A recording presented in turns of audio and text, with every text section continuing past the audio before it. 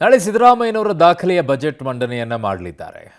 So ಈ ಬಜೆಟ್ನಲ್ಲಿ ಏನೆಲ್ಲ ಇರುತ್ತೆ ಏನೆಲ್ಲ ಇರಲ್ಲ ಅನ್ನುವಂಥ ಪ್ರಶ್ನೆಗಳು ಸಹಜವಾಗಿ ಬಂದ್ಬಿಡುತ್ತೆ. ಯಾಕೆ ಅಂತಂದರೆ ಬರೀ ಗ್ಯಾರಂಟಿಯ ಬಜೆಟ್ ಸೀಮಿತವಾಗಿಬಿಡುತ್ತಾ ಅಂತ. ನಾಳೆ ಸಿದ್ದರಾಮಯ್ಯನವರು ದಾಖಲೆಯ ಬಜೆಟು ನಾಳೆ ಬೆಳಗ್ಗೆ 10:15ಕ್ಕೆ ಬಜೆಟನ್ನು ಸಿದ್ದರಾಮಯ್ಯನವರು ಮಂಡಿಸಲಿದ್ದಾರೆ. ಸೊ ಮಂಡಿ ನೋವು ಹಿನ್ನೆಲೆಯಲ್ಲಿ ಕುಳಿತು ಬಜೆಟನ್ನು ಮಂಡಿಸಲಿದ್ದಾರೆ ಮುಖ್ಯಮಂತ್ರಿಗಳು. ಈ ಬಾರಿಯ ಬಜೆಟ್ ಗಾತ್ರ 4 ಲಕ್ಷ ಕೋಟಿ ದಾಟುವಂಥ ನಿರೀಕ್ಷೆ ಇದೆ.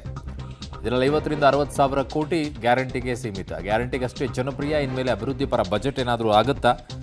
ಸಿದ್ದರಾಮಯ್ಯನವರ ಬಜೆಟು ರಾಜ್ಯದ ಜನರ ನಿರೀಕ್ಷೆಗಳೇನು ಅಂತ ಹೇಳಿ. ನಿರೀಕ್ಷೆಗಳು ಸಾವಿರಾರು ಇರಬಹುದು, ಬಟ್ ಯಾವುದಕ್ಕೆ ಇರಬಹುದು ಯಾವುದಕ್ಕೆ ಇಲ್ಲ ಅಂತೇಳಿ ಹಲವು ರೀತಿಯಾಗಿ ಬೇಡಿಕೆಗಳನ್ನು ಇಟ್ಟಿದ್ದಾರೆ ಅವರವರ ವಲಯಗಳು. ಸೊ ಗ್ಯಾರಂಟಿಗಳು ಯಥಾಸ್ಥಿತಿ ಇರುತ್ತೆ. 60ರಿಂದ 65 ಸಾವಿರ ಕೋಟಿ ಮೀಸಲನ್ನು ಇಡ್ತಾರೆ. ಕಾರಣ ಪ್ರತಿ ವರ್ಷವೂ ಕೂಡ ಅದರ ನಂಬರ್ ಇನ್ಕ್ರೀಸ್ ಆಗ್ತಾ ಹೋಗುತ್ತೆ. ಅಷ್ಟೇ ಫಿಕ್ಸ್ ಆಗಿರೋದಿಲ್ಲ. ಅವ್ರು ಹೇಳೋ ಲೆಕ್ಕದ ಪ್ರಕಾರ 50ರಿಂದ 50 ಸಾವಿರ ಅಂತಾರೆ. ವಿಧಾನಸಭಾ ಕ್ಷೇತ್ರಗಳಿಗೆ ಅಭಿವೃದ್ಧಿ ಪ್ಯಾಕೇಜ್ ಘೋಷಣೆ ಮಾಡುವಂತಹ ಸಾಧ್ಯತೆ ಇದೆ. ಎಲ್ಲಿಂದ ತರ್ತಾರೆ ಕಾಸು? ಎಷ್ಟಿದೆ?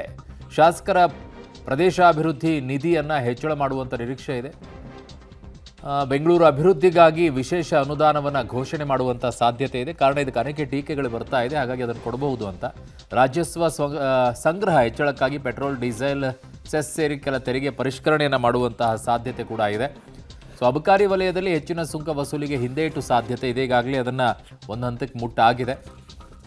ಸೊ ಇನ್ನು ಪ್ರತಿ ಊರು ಎಲ್ಲರಿಗೂ ಕೂಡ ಸೂರು ಯೋಜನೆ ಅಡಿಯಲ್ಲಿ ಮನೆಗಳ ನಿರ್ಮಾಣ ಘೋಷಣೆ ಮಾಡುವಂಥದ್ದಿದೆ. ಸೊ ಅಮೃತ ಕುರಿಗಾಹಿ ಯೋಜನೆ ಮರುಜಾರಿ ಸಾಧ್ಯತೆ ಇದೆ. ಇನ್ನೊಂದು ಕಡೆಗೆ ಮಹಿಳಾ ಸಹಕಾರಿ ಸಂಘಗಳಿಗೆ ಸಾಲ ಸೌಲಭ್ಯ ಯೋಜನೆ ಮುಂದುವರಿಕೆಯನ್ನು ಮಾಡುವಂಥ ಸಾಧ್ಯತೆ.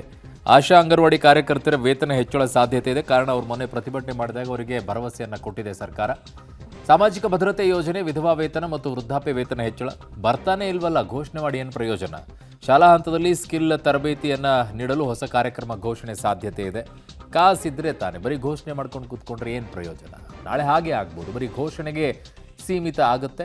ಬಟ್ ಕಾಸು ಮಾತ್ರ ಎಲ್ಲಿಂದ ತರ್ತಾರೆ ಅಂತ ಗೊತ್ತಿಲ್ಲ. ಹೊಸ ಘೋಷಣೆ ಮಾಡಿದರೆ ಅದು ಘೋಷಣೆಗೇ ಸೀಮಿತವಾಗಬಹುದು, ಇಲ್ಲ ಸಾಲ ಮಾಡ್ಕೊಳ್ಬೇಕಾಗತ್ತೆ. ಅದರ ಲಿಮಿಟೇಷನ್ ಕೂಡ ನಾವು ಕ್ರಾಸ್ ಆಗುವಂಥ ಪರಿಸ್ಥಿತಿಯಲ್ಲಿದ್ದೀವಿ.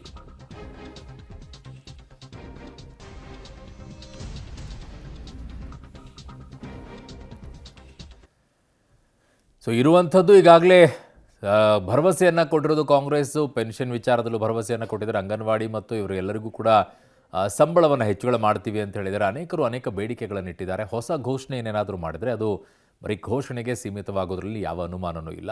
ಇಲ್ಲದೇ ಇದ್ದರೆ ಸಾಲವನ್ನು ಮಾಡ್ಕೊಳ್ಬೇಕು ಅಷ್ಟೇ. ನೋಡೋಣ ನಾಳೆ ಏನಾಗುತ್ತೆ ಅಂತೇಳಿ.